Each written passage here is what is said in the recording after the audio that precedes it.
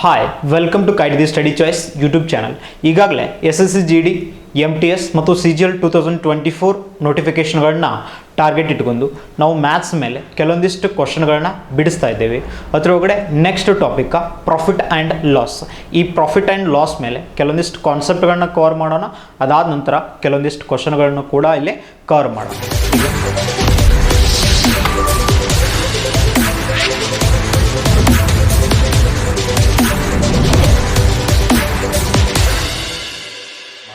ಈಗ ಫಸ್ಟ್ಗೆ ಕೆಲವೊಂದಿಷ್ಟು ಕಾನ್ಸೆಪ್ಟನ್ನು ಅಂಡರ್ಸ್ಟ್ಯಾಂಡ್ ಮಾಡ್ಕೊಂಡ್ರೆ,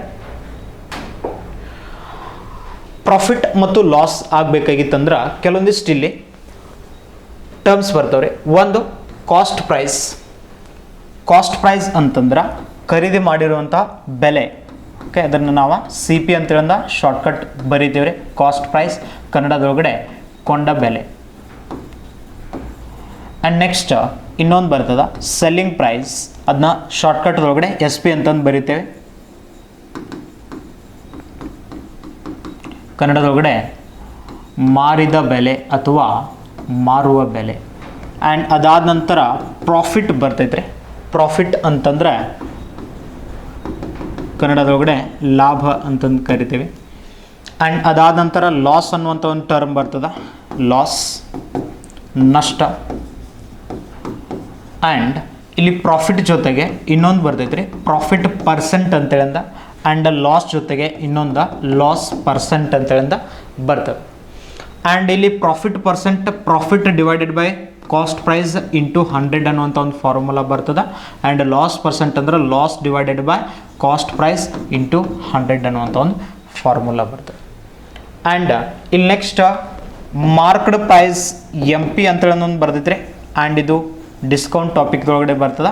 ನೆಕ್ಸ್ಟ್ ನೋಡು, ಒಂದು ಯಾವುದೋ ಒಂದು ವಸ್ತುವನ್ನು ₹100 ಖರೀದಿ ಮಾಡಿದ್ದಾರೆ ಮತ್ತು ಅದನ್ನ ಸೆಲ್ ಮಾಡ್ತಾರೆ ₹125 ಅಂತಂದ್ರೆ ಇಲ್ಲಿ ಒಂದು ಕಾಸ್ಟ್ ಪ್ರೈಸ್ಗಿಂತ ಸೆಲ್ಲಿಂಗ್ ಪ್ರೈಸ್ ಜಾಸ್ತಿ ಇತ್ತಂದ್ರೆ ನಮ್ಗೆ ಆಲ್ವೇಸ್ ಏನಾಗಿರ್ತೈತೆ ರೀ, ಪ್ರಾಫಿಟ್ ಆಗಿರ್ತೈತಿ. ಅಂದ್ರೆ profit is equals to selling price minus cost price ಅನ್ನುವಂಥದ್ದು. ಆ್ಯಂಡ್ ಎಷ್ಟು ಐತಂದ್ರೆ ಇಲ್ಲಿ 125 ಮೈನಸ್ 100 ಅಂತಂದ್ರೆ ₹25 ಪ್ರಾಫಿಟ್ ಇರ್ತದೆ. ಅದನ್ನ ಪರ್ಸೆಂಟೇಜ್ ಕೂಡ ನೀವು ಕಂಡುಹಿಡಿಬೋದು. ಅಥವಾ ಒಂದು ವಸ್ತುವನ್ನು ₹100 ಖರೀದಿ ಮಾಡಿ ಅದನ್ನು ಸೆಲ್ ಮಾಡ್ತಾರೆ ₹75 ಅಂತಂದ್ರೆ ಯಾವುದೋ ಒಂದು ವಸ್ತುವಿನ ಕಾಸ್ಟ್ ಪ್ರೈಸ್ಗಿಂತ ಸೆಲ್ಲಿಂಗ್ ಪ್ರೈಸ್ ಕಡಿಮೆ ಇತ್ತಂದ್ರೆ ಅಲ್ಲಿ ಆಲ್ವೇಸ್ ಲಾಸ್ ಆಗಿರ್ತದೆ. ಎಷ್ಟು ಲಾಸ್ ಆಗಿರ್ತೈತೆ ಅಂದ್ರೆ cost price minus selling price ಎಷ್ಟು ಇರ್ತೈತೆ ನೋಡ್ರಿ, ಅಷ್ಟು ಲಾಸ್ ಆಗಿರ್ತೈತೆ ರೀ. ಇದು ಕೆಲವೊಂದಿಷ್ಟು ಕಾನ್ಸೆಪ್ಟ್. ಆ್ಯಂಡ್ ನೆಕ್ಸ್ಟ್ ಕ್ವಶನ್ಗಳನ್ನು ನೋಡೋಣ. Question: a chair is bought for ₹800 and sold for ₹1100. Find the gain percentage ಅಂತೇಳಿ. ಓಕೆ, ಇಲ್ಲಿ ₹800 ಕಾಸ್ಟ್ ಪ್ರೈಸ್ ಐತ್ರಿ. ಆ್ಯಂಡ್ ಅದನ್ನು ಸೆಲ್ ಮಾಡ್ತಾರೆ, ಸೆಲ್ಲಿಂಗ್ ಪ್ರೈಸ್ ₹1100. ಇಲ್ಲಿ ₹300 ಪ್ರಾಫಿಟ್ ಐತ್ರಿ, ₹300 ಪ್ರಾಫಿಟ್ ಅದ.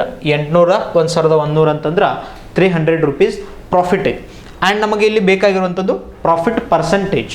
ಇಲ್ಲಿ ನಾವು ಇದನ್ನು 2 ವೇ ಮೂಲಕ ಬಿಡಿಸ್ಬೋದು. ಒಂದು ನಾ ಈಗಾಗಲೇ ನಿಮ್ಗೆ ಫಾರ್ಮುಲಾ ಹೇಳಿದ್ದೇನೆ, profit divided by cost price into 100. ಇದು profit percentage formula. And profit ಎಷ್ಟೈತೆ, 300 ಐತೆ. ಆ್ಯಂಡ್ ಕಾಸ್ಟ್ ಪ್ರೈಸ್ ಎಷ್ಟೈತೆ, 800 ಐತೆ. ಇನ್ನು 100 multiply. And 0000 cancel. 100 divided by 8 divide ಮಾಡ್ರಿ ಅಂದ್ರೆ 37.5% ಬರ್ತದೆ. 37.5%. ಅಥವಾ ಇದನ್ನು ಮೆಥಡ್ 2 ಪ್ರಕಾರ ಬಿಡಿಸಿದ್ರಿ ಅಂತಂದ್ರೆ 800ಕ್ಕೆ ₹300 ಲಾಭ ಆಗತೈತೆ. 100ಕ್ಕೆ ಎಷ್ಟು ಲಾಭ ಅನ್ನುವಂಥದ್ದನ್ನು ಇಲ್ಲಿ ಕಂಡುಹಿಡಿದಾರೆ ಅಂತಂದ್ರೆ 37.5% ನಮಗೆ ಆನ್ಸರ್ ಸಿಗುವಂಥದ್ದು. ಇದು 2 ವೇ ಮೆಥಡ್ಲಿ ನಾವು ಈ ಕ್ವಶನನ್ನು ಬಿಡಿಸ್ಬೋದು. ನೆಕ್ಸ್ಟ್ ಕ್ವಶನ್: ಇಲ್ಲಿ ಅರುಣ ಒಂದು ಲ್ಯಾಪ್ಟಾಪನ್ನು ಬೈ ಮಾಡ್ತಾನೆ ಸಂಚಿತ್ನ ಕಡೆಯಿಂದ, ಫ್ರಮ್ ಸಂಚಿತ್. ಎಷ್ಟು ರೂಪಾಯಿಗೆ? ₹1,12,500. ಸಂಚಿತ್ ಅದನ್ನು 25% ಪ್ರಾಫಿಟ್ ಅರ್ನ್ ಮಾಡ್ತಾನೆ ಅದರೊಳಗಡೆ. ಆ್ಯಂಡ್ ಅದಾದ ನಂತರ ರಮಣ್ ಇದ್ದವ ಆ ಲ್ಯಾಪ್ಟಾಪನ್ನು ಸಂಚಿತ್ಗೆ ಸೋಲ್ಡ್ ಮಾಡಿದ್ದ ಅಥವಾ ಸೆಲ್ ಮಾಡಿದ್ದ 20% ಲಾಭದಲ್ಲೇ. ಅಂತಂದ್ರೆ ರಮಣ್ ಇದ್ದವ ಅದನ್ನು ಸಂಚಿತಿಗೆ ಸೆಲ್ ಮಾಡಿದ್ದ ಆ್ಯಂಡ್ ಸಂಚಿತ್ ಇದ್ದಾವ ಅದನ್ನು ಅರುಣ್ಗೆ ಸೆಲ್ ಮಾಡಿದ್ದ. ಅರುಣ್ ಇದ್ದಾವ ಅದನ್ನು ಎಷ್ಟು ರೂಪಾಯಿಗೆ ಬೈ ಮಾಡಿದಾನ? 1,12,500 ರೂಪಾಯಿಗೆ ಬೈ ಮಾಡಿದಾನ ಕಾಸ್ಟ್ ಪ್ರೈಸ್. ಆ್ಯಂಡ್ ಅರುಣನ ಕಾಸ್ಟ್ ಪ್ರೈಸ್ ಸಂಚಿತನ ಸೆಲ್ಲಿಂಗ್ ಪ್ರೈಸ್ಗೆ ಸಮ. ಆ್ಯಂಡ್ ಸಂಚಿತನ ಕಾಸ್ಟ್ ಪ್ರೈಸ್ ರಮಣನ ಸೆಲ್ಲಿಂಗ್ ಪ್ರೈಸ್ಗೆ ಸಮ. ಆ್ಯಂಡ್ ರಮಣನ ಕಾಸ್ಟ್ ಪ್ರೈಸ್ ಎಷ್ಟು ಅಂತ ಕೇಳಿದಾನೆ. ರಮಣ್ ಇದ್ದಾವ ಇಲ್ಲಿ 20% ಪ್ರಾಫಿಟ್ಲೆ ಸೆಲ್ ಮಾಡಿದಾನ. ಆ್ಯಂಡ್ ಸಂಚಿತ್ ಇದ್ದಾವ ಇಲ್ಲಿ 25% ಪ್ರಾಫಿಟ್ಲೆ ಸೆಲ್ ಮಾಡಿದಾನ. ಹಂಗೈತಂದ್ರೆ ಇಲ್ಲಿ ರಮಣನ ಕಾಸ್ಟ್ ಪ್ರೈಸ್ ಏನ ಅಂತ ಕಾಸ್ಟ್ ಪ್ರೈಸ್ ಎಕ್ಸ್ ಇಟ್ಕೊಳ್ರಿ. ಅವ್ 20% ಪ್ರಾಫಿಟ್ಲೆ ಮಾರಿದ ಅಂತಂದ್ರೆ ಅವ್ ಯಾವ ಬೆಲೆಗೆ ಖರೀದಿ ಮಾಡಿದಿಲ್ಲ ಅದರದ 120%ಗೆ ಸೆಲ್ ಮಾಡಿದ.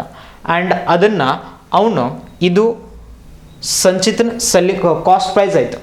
ಇದನ್ನು ಇವು ಸೆಲ್ ಮಾಡಿದ 25% ಲಾಭದಲ್ಲಿ ಅಂತಂದ್ರೆ 125%ಗೆ ಸೆಲ್ ಮಾಡ್ತಾನೆ.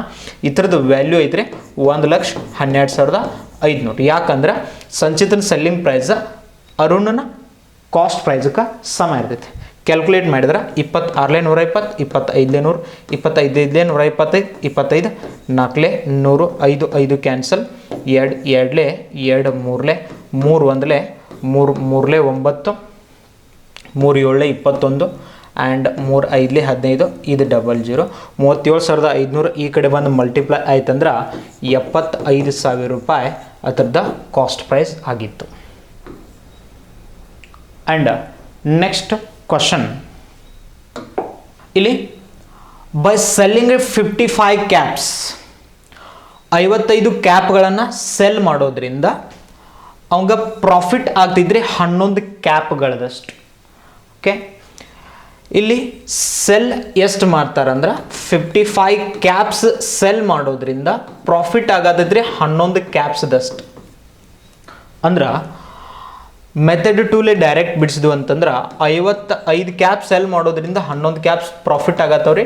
100ಕ್ಕೆ ಎಷ್ಟು ಪ್ರಾಫಿಟ್ ಇರ್ತದ? 11 1 11 5 55, 5 1 5 20 ಅಂತಂದರೆ ಇಲ್ಲಿ 20% ಅವಾಗ ಪ್ರಾಫಿಟ್ ಇರ್ತದೆ. And next question, a bat is bought for 750 rupees and sold at a loss of 8%. What is the selling price? ಇಲ್ಲಿ ನೀವು 2 ಮೆಥಡ್ಲೆ ಬಿಡಿಸ್ಬೋದ್ರಿ. ನಾ ಡೈರೆಕ್ಟ ಮೆಥಡ್ 2 ದಿಂದ ಬಿಡಿಸೋಣ. ಒಂದು ವಸ್ತುವನ್ನು ಕಾಸ್ಟ್ ಪ್ರೈಸ್ ಅಥವಾ ಒಂದು ಬ್ಯಾಟನ್ನು 750 ರೂಪಾಯಿ ಖರೀದಿ ಮಾಡ್ತಾರೆ ಮತ್ತು ಲಾಸ್ 8% ಲಾಸ್ಲೆ ಸೆಲ್ ಮಾಡ್ತಾರೆ. 8% ಲಾಸ್ಲೆ. ಆ್ಯಂಡ್ ಮೆಥಡ್ 2 ಪ್ರಕಾರ 750ರದ 92% ಕಂಡು ಹಿಡಿದ್ರಿ ಅಂತಂದ್ರೆ ನಿಮಗೆ ಆನ್ಸರ್ ಸಿಗ್ತದೆ. ಯಾಕಂದ್ರೆ 8% ಲಾಸ್ ಆಗೈತ್ರಿ. 0 0 ಕ್ಯಾನ್ಸಲ್, 5 1 5 5 25, 5 2 10, 2 1 2 4 8, 2 6 12, 15 4 60 ಅಂದ್ರೆ 601 ಪ್ಲಸ್ 15 6 90, 600 ಪ್ಲಸ್ 90 690 ರೂಪಾಯಿ ಏನಾಗಿರ್ತದ? ಸೆಲ್ಲಿಂಗ್ ಪ್ರೈಸ್ ಆಗಿರ್ತದೆ. 690 ರೂಪಾಯಿ. Option D is the answer.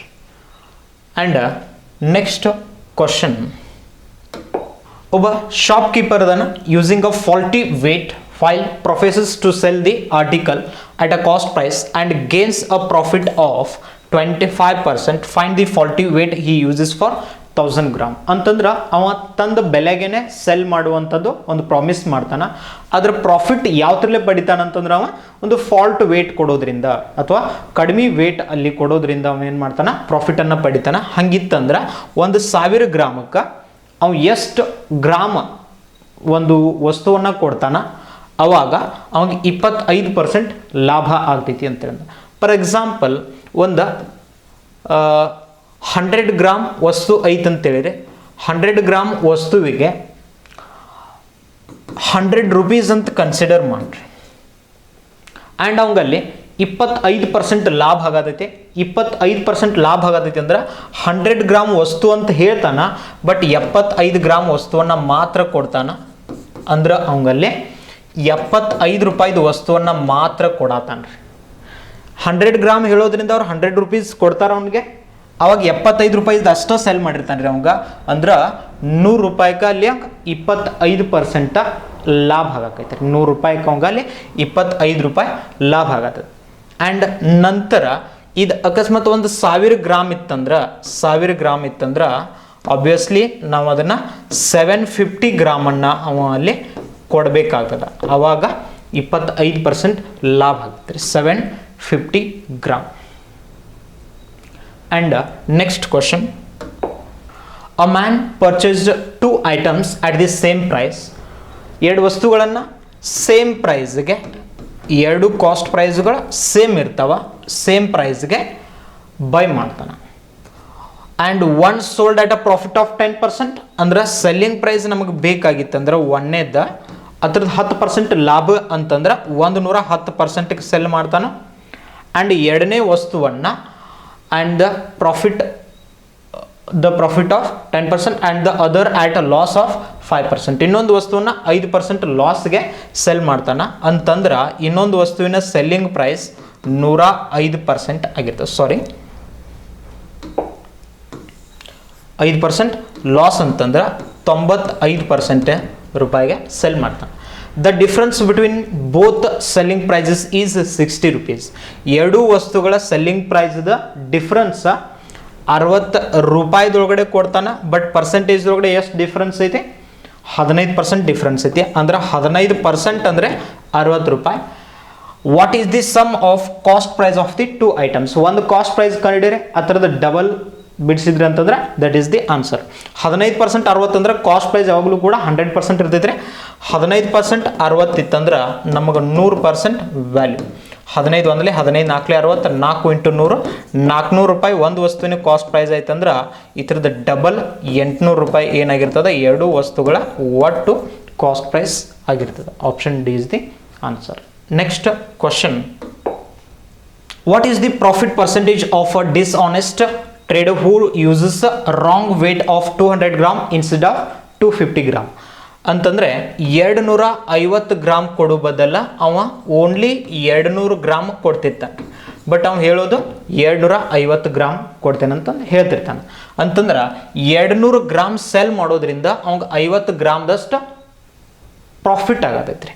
200 ಗ್ರಾಮಕ್ಕೆ 50 ಗ್ರಾಮ್ ಪ್ರಾಫಿಟ್ ಅಂದ್ರೆ 100ಕ್ಕೆ ಎಷ್ಟು ಪ್ರಾಫಿಟ್? ಓಕೆ, 0000 ಕ್ಯಾನ್ಸಲ್, 2 ಒಂದಲೇ 2 25, 100ಕ್ಕೆ 25% ಏನಾಗತೈತ್ರಿ ಇಲ್ಲಿ ಪ್ರಾಫಿಟ್ ಆಗತೈತೆ. ನೆಕ್ಸ್ಟ್ ಕ್ವಶನ್, ಒಂದು ವಸ್ತುವನ್ನು ಇದು 1200, Mohan buys a chair for 1200, he sells it for 1440, what be the profit percentage? Okay, cost price 1200 ಐತ್ರಿ, ಅದನ್ನು ಸೆಲ್ ಮಾಡ್ತಾನೆ 1440 ರೂಪೀಸ್. ಇಲ್ಲಿ ನಮ್ಗೆ 240 ರೂಪೀಸ್ ಪ್ರಾಫಿಟ್ ಅದ. ಎಷ್ಟು ರೂಪಾಯಿಗೆ? 1200 ರೂಪಾಯಿ. ನಮ್ಮ 1200ಗೆ 240 ಪ್ರಾಫಿಟ್ ಅಂತಂದ್ರೆ 100ಕ್ಕೆ ಎಷ್ಟು ಪ್ರಾಫಿಟ್ ಅಂತಂದ್ರೆ ಡೈರೆಕ್ಟಾಗಿ ಬಿಡಿಸ್ಬೋದು. ಆ್ಯಂಡ್ 0000 ಕ್ಯಾನ್ಸಲ್, 12 ಒಂದಲೇ 12 24, ಇದು 0, ಇದೆಷ್ಟು ಆಗ್ತಿದ್ರೆ 20% ಇಲ್ಲಿ ಪ್ರಾಫಿಟ್ ಆಗ್ತದೆ. Option A is the answer. And next question, Manoj buys 15 pencils at 12 rupees. Manoj 15 ಪೆನ್ಸಿಲ್ಗಳನ್ನು 12 ರೂಪಾಯಿಗೆ ಖರೀದಿ ಮಾಡ್ತಾನೆ ಅಂತಂದ್ರೆ 15 ಪೆನ್ಸಿಲ್ಸ್ ಅನ್ನು 12 ರೂಪಾಯಿ ಖರೀದಿ ಮಾಡ್ತಾನೆ ಟೋಟಲ್. ಅಂದರೆ ಒಂದು ಪೆನ್ಸಿಲ್ದ ಕಾಸ್ಟ್ ಪ್ರೈಸ್ ಟೋಟಲ್ 12 ರೂಪಾಯಿ ಡಿವೈಡೆಡ್ ಬೈ 15 ಅಥವಾ 3 4 12 3 5 15, 4/5 ರೂಪೀಸ್ ಆಗ್ತೈತ್ರಿ ಒಂದು ಪೆನ್ಸಿಲ್ದ ಕಾಸ್ಟ್ ಪ್ರೈಸ್. ಮತ್ತು ಒಂದು ಪೆನ್ಸಿಲ್ದ ಸೆಲ್ಲಿಂಗ್ ಪ್ರೈಸ್ ಕೊಟ್ಟರೆ selling price 1.5 rupees per pencil. ಇದನ್ನು ನೀವು 1.15 ಡಿವೈಡೆಡ್ ಬೈ 10 ಕೂಡ ಬರಿಬೋದು. ಪಾಯಿಂಟ್ ರಿಮೂವ್ ಮಾಡಿದ್ರೆ ಅಂತಂದ್ರೆ 15/10 ಆಗ್ತದೆ. 5 3 5 2 ಅಂದರೆ 3/2 ರೂಪೀಸ್ ಕಾಸ್ಟ್ ಪ್ರೈಸ್ ಆಗ್ತದೆ, ಸೆಲ್ಲಿಂಗ್ ಪ್ರೈಸ್ ಆಗ್ತದೆ. Cost price divided by selling price ತಗೊಂಡ್ರಿ ಅಂತಂದ್ರೆ 4/5 divided by 3/2. Okay, 4/5 into 2 divided by 3 ಅಂತಂದ್ರೆ 8 ಡಿವೈಡೆಡ್ ಬೈ 15 ಅಂದರೆ ಒಂದು ವಸ್ತುವನ್ನು 8 ರೂಪಾಯಿ ಖರೀದಿ ಮಾಡಿ 15 ರೂಪಾಯಿಗೆ ಸೆಲ್ ಮಾಡತ್ತೀರಿ ಅಂತಂದ್ರೆ 7 ರೂಪಾಯಿ ಲಾಭ ಆಗ್ತದೆ. ಎಷ್ಟಕ್ಕೆ? 8 ರೂಪಾಯಿಗೆ. 8 ರೂಪಾಯಿಗೆ 7 ರೂಪಾಯಿ ಲಾಭ ಆತಂದ್ರೆ 100ಕ್ಕೆ ಎಷ್ಟು ರೂಪಾಯಿ ಲಾಭ? ಆ್ಯಂಡ್ 4 2 8 4 25 2 ಅಂದರೆ 2 3.5 ಆ್ಯಂಡ್ 25 3 75 ಆ್ಯಂಡ್ 25 ಇಂಟು ಅರ್ಧ 12 75 ಪ್ಲಸ್ 12 87.5% ಏನಾಗಿರ್ತೈತೆ ಇಲ್ಲಿ ಪ್ರಾಫಿಟ್ ಆಗಿರ್ತದೆ. ಸಾರಿ 87.50.